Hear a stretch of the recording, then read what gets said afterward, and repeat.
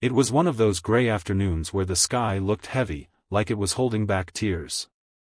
The parking lot outside the grocery store was nearly empty, and the cold wind carried bits of fallen leaves in circles. Jack had just finished grabbing a few things for dinner: milk, bread, and a frozen pizza. He was tired from a long shift at the construction site, ready to go home, warm up, and forget the day. But then he saw something that made him stop.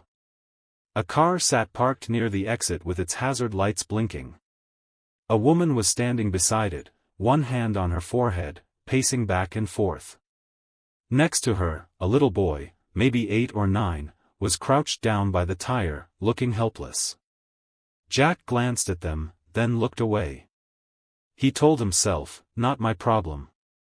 But as he reached for his truck door, he heard it, the small, shaky voice of the boy calling out, "Please don't leave my mom." Before we get into the full story, take a moment to hit that subscribe button, give this video a like, and share your thoughts in the comments. You're watching Kindness Tales, where real stories remind us that one small act of kindness can change everything. Jack froze when he heard that little voice. It hit him harder than he expected. He turned around and saw the boy looking straight at him, his eyes wide and wet. The woman was still on her phone, trying to call someone, but it was clear she wasn't having any luck. Jack sighed, tossed his grocery bag onto the passenger seat, and walked over. "Hey there," he said.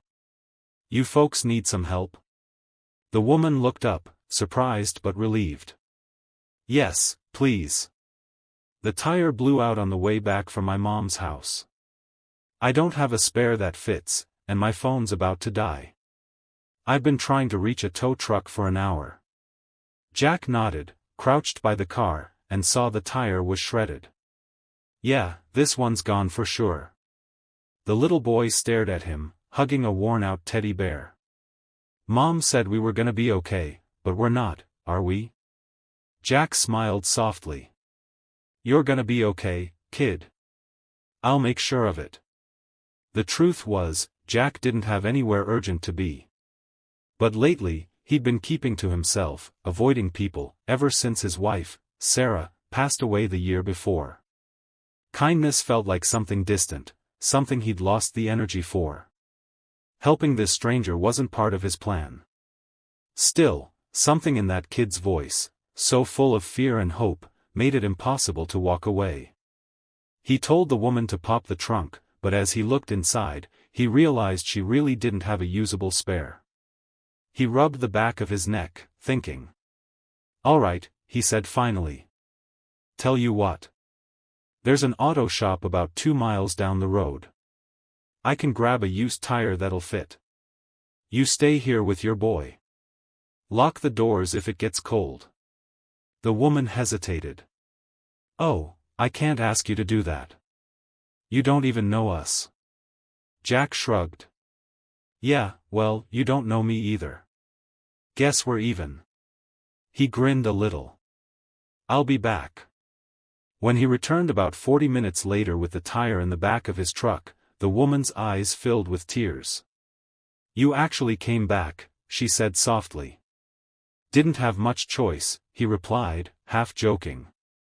"Your boy made me promise." Jack got to work, changing the tire in the fading daylight. The boy stood nearby, handing him tools like a little assistant. Every time Jack looked up, the boy was watching him, smiling a bit wider. When he finished, Jack wiped his hands on an old rag. "There. You're good to go." The woman reached into her purse. "Please, let me pay you for the tire, at least." Jack shook his head. "No need. Just promise me you'll help someone else one day when you get the chance." She hesitated, then nodded. "I will. I promise." As Jack started to leave, the boy ran after him and tugged at his jacket. "Wait." Jack turned around. The boy held out his teddy bear, small and frayed at the seams. "This is for you," the kid said. "You helped my mom. You should have him."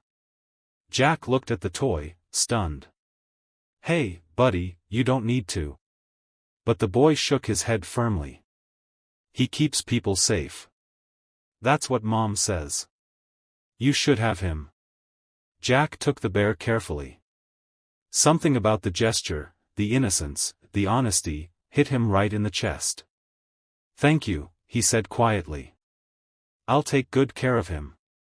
As he drove home that night, the teddy bear sat on the dashboard, staring back at him with its stitched smile. For the first time in a long time, Jack felt something shift inside. That small moment, helping a stranger in a parking lot, had woken up a piece of his heart that had gone numb since losing Sarah. When he got home, he placed the bear on the table and sat there for a long time, thinking about the boy's words, "Please don't leave my mom." It reminded him of something Sarah used to say, when you show up for people, even strangers, you remind them that goodness still exists. The next day, Jack decided to start doing just that, showing up. It started small. He brought coffee for the guys at the job site. He helped an elderly neighbor carry groceries inside. He even began volunteering at the local food bank once a week.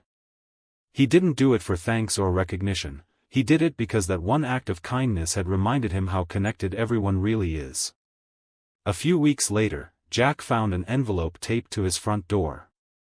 Inside was a handwritten note. Dear Jack. You don't know what that day meant to us. My son and I were driving home from my mother's hospice. She passed away the next morning. We were both broken, and you were the first person who showed us kindness when we needed it most. You didn't just fix a tire, you helped us believe in people again. Thank you. Emily and Ben. Jack sat down on the porch steps, letter trembling in his hands. He looked up at the sky, the same gray clouds drifting by, but now they didn't seem so heavy. The world felt lighter, warmer somehow. Sometimes, the simplest acts, a hand offered, a kind word, a moment of staying when it would be easier to walk away, can change more than you realize. Jack almost drove off that day, but because he didn't, two people found hope again. And in helping them, he found it too. So, if you ever find yourself in a moment where you can choose to walk away or to stay, stay. The smallest kindness might be the one that saves someone's day, or even their heart. Thanks for watching Kindness Tales. If this story touched you, please like, share, and subscribe. And remember, kindness doesn't cost a thing, but it's worth everything.